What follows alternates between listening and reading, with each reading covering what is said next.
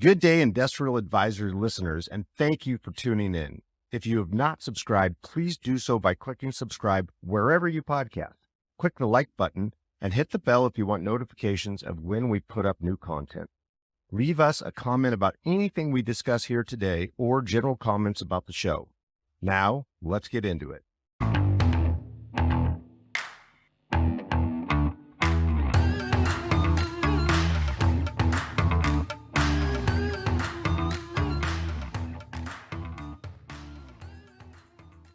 Welcome to our Industrial Advisors podcast. We have a 5-Minute Friday, Bill Condon and Matt McGregor.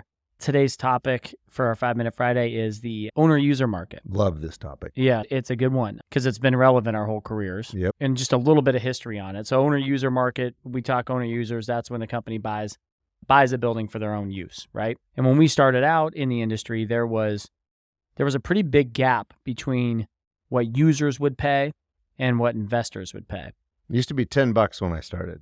See, I think it was bigger than that then. I think it was like when we started in 04-ish, user buildings were like, wow, that building would trade for like $80 a foot to a user, and investors were at like $60. Yeah, I was going to say, it just depends on where you were at on that, but I just remember that it was about 10, and then that gap grew over time. Yeah. Right, because of risk. Yeah. No, so, I mean, there was a gap there of, whatever it was, right? From $60 on the investment side to $80 or $75, whatever it was. But that was kind of the gap when we started, and user demand, certainly, it was out there. It was out there. And then, I would also say the investment market got a lot harder, or hotter, I should say, throughout the years.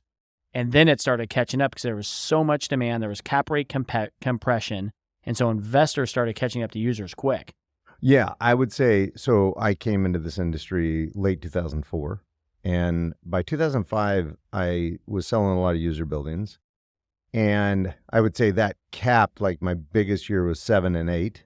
Tons of user buildings. Yeah. And users were prevalent, and they were out there and they were competing. Yeah. You'd have a vacant building and you'd have 4 or 5 offers for users. Yeah. Is what I would always, look at. But the difference back then was investors didn't play a lot with those smaller buildings. Correct. Then what happened is 2008 came in and annihilated everybody, right? Mm-hmm. Investors came back, users didn't, right? And then when investors came back, with every passing year, they kept getting more and more and more aggressive, right? The cap rates got. Users were gone for almost a decade, right? Except for some build-to-suits and stuff, but they couldn't compete, right? And then you talk about that gap, whether it's $20, $40, whatever it is. The reason why users have to pay more is the risk to go with a user, right? They're a little more flaky, right? Typically, saying and I hate to use the word flaky, I'm saying they're a little.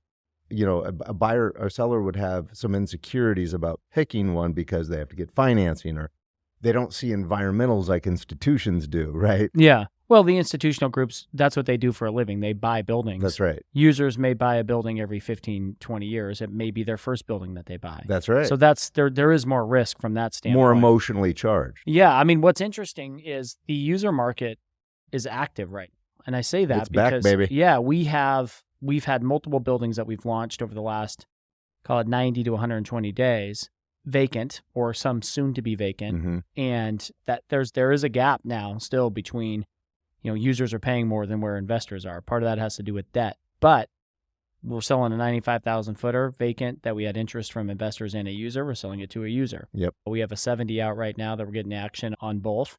We have a little 25,000 footer in Kent that was Several vacant. users. That's going to a user rather than an investor, and we had interest from both. So that user market's really come back, and we're going to see some user trades here Q1.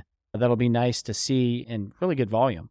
And I think one of the key differences between users of today and yesterday is a lot of these users have cash. Yeah. Right? So you don't have, yes, you still have the gap of the risk that they have to go a little above and beyond. I think percentage, it's about the same, right? Because buildings don't trade for $80 anymore, right? Yeah, right. Trading for, $200 and $300. But I think the fact that some of these guys are coming in cash, they don't have to go as high, right? And there isn't that big of a risk because back then the risk was going, 60 plus days for them to go out and get owner financing. Yep.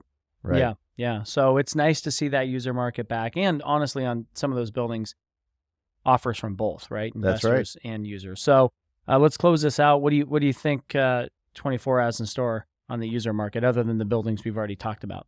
I think that they're just like, last year, there'll be more user transactions, I bet, in my prediction, than investment, not dollar volume, but volume of deals. Number of deals, yeah. I thought you were going to say there was going to be more than last year, and I feel like we already beat that. Yeah, exactly. So there you go. So an interesting one to keep an eye on, the user market in 2024. We think it's going to be back with good velocity.